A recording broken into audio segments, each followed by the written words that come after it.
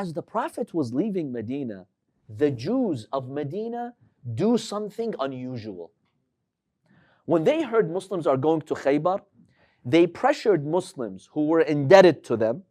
They had lent Muslims some money, so Muslims were indebted to them, to pay back their debts, even though the time hadn't come. They demanded Muslims who owed them any amount of money to pay it back. Now remember, the Jews were economically prosperous, and so Muslims would regularly borrow money from them. This was common in Medina. There was a Muslim by the name of Abdullah. He borrowed 4 or 5 dirhams from a Jewish man. 4 or 5 dirhams is not a lot of money. Maybe in today's currency, it's about $50, $100, not a big deal. He borrowed this amount of money from a Jewish man named Abul Shaham. His name or his title was Abul Shaham. When Abul Shaham heard that Muslims are heading to Khaybar, he demanded Abdullah to pay back the 4 or 5 dirhams. The following conversation takes place between them. Abdullah, the Muslim, tells him, Ajilni, give me time. I hope to pay you back, especially after Khaybar. Allah is going to give us so many resources, and Allah will allow me to pay you back. Abu Shaham became furious. He was engulfed with envy and jealousy.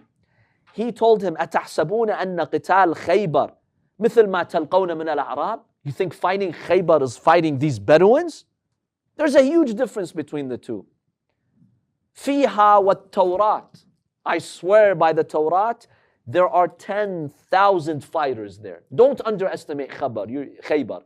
You know, you're saying it so easily. We're going to go to Khaybar and our economic conditions will improve. Do you know what Khaybar is? The guy told him, okay, I don't have the money to give you back. He's like, no, I demand it. So they come to the Prophet ﷺ. When the Prophet heard the case, the Prophet told Abdullah, give it back to him. Give the money back.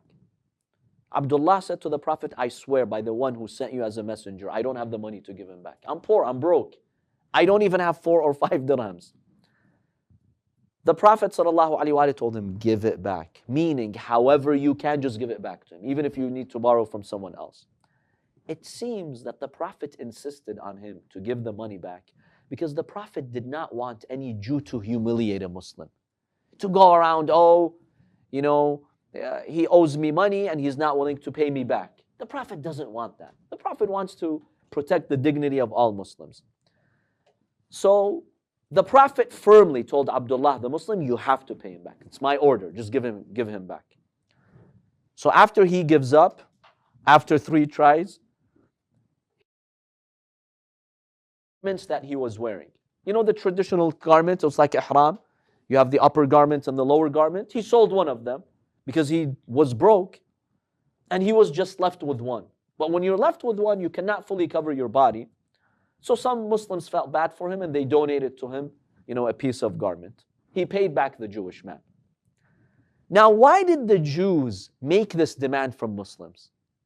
What's the analysis here? Why is it that when they heard Muslims are going to Khaybar, they're like, any money we have in the hands of Muslims, let's claim it back? Why? Okay, so one analysis, they're going to die. The money will be lost. We'll never see it again. That's one analysis. What else? Plus, they want to take the support out of it, so make them not strong, so they can have So take the resources from them to weaken them.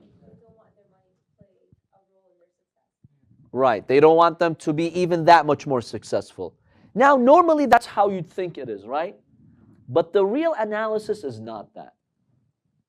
Guess what the real analysis is when you look at the historical clues?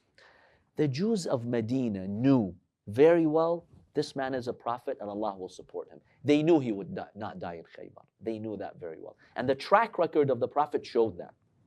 They knew that. As the Holy Quran talks about the people of the book, the Quran says they know him like they know their own children.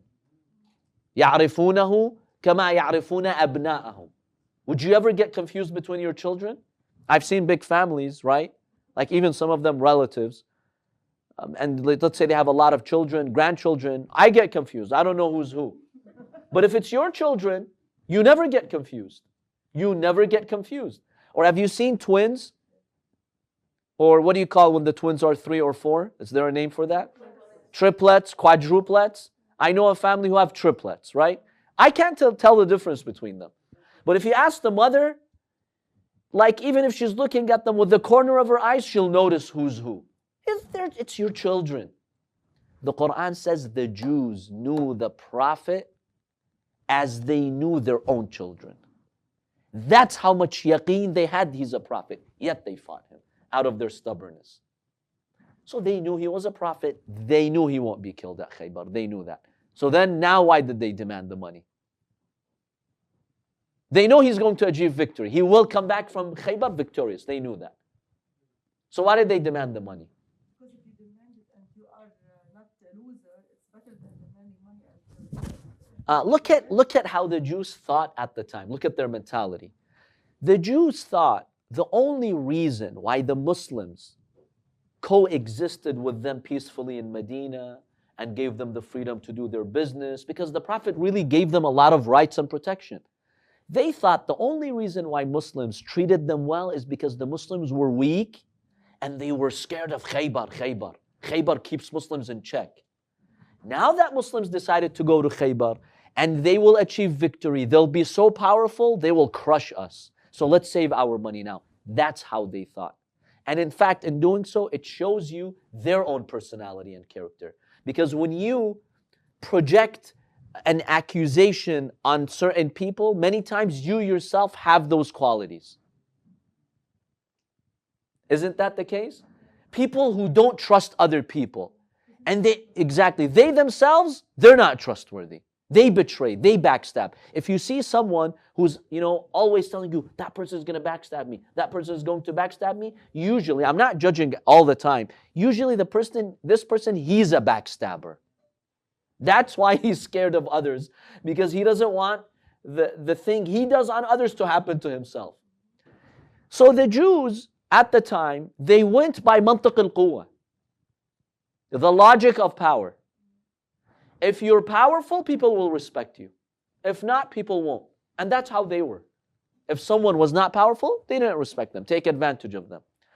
So they thought if the Prophet goes to Khaybar and he achieves victory and the Muslims come and they've eliminated Khaybar, they're going to be the strongest force in Arabia. So they will oppress us, they won't give us back our money. That's the miscalculation they did. So let's save our money from now. See how shallow-minded they were? Yes. But if they knew that the Prophet really well, they would know that the Prophet wouldn't wrong them. So why did they do that in the first place? Exactly, that's part of the irony. If you know that he is a trustworthy prophet, you know he's not going to oppress you. Maybe they trusted the Prophet, but they didn't trust Muslims. They're like, Muslims will feel so strong, they'll take our money. In any case, their calculation is irrational. You know this Prophet is a man of peace, mercy. He's given you freedom in Medina. Why do you think that's going to change? There's no reason for that to change. But in any case, that's what they did. They tried to save their money as much as they could.